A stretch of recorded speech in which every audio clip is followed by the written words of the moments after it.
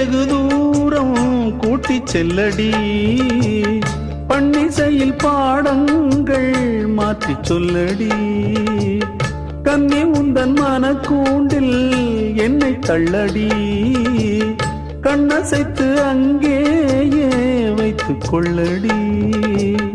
மந்திரத்தை மாற்றாமல் கற்றுக் கொடுத்தால் விந்தைகளை ஏராளம் சொல்லித் தருவேன்.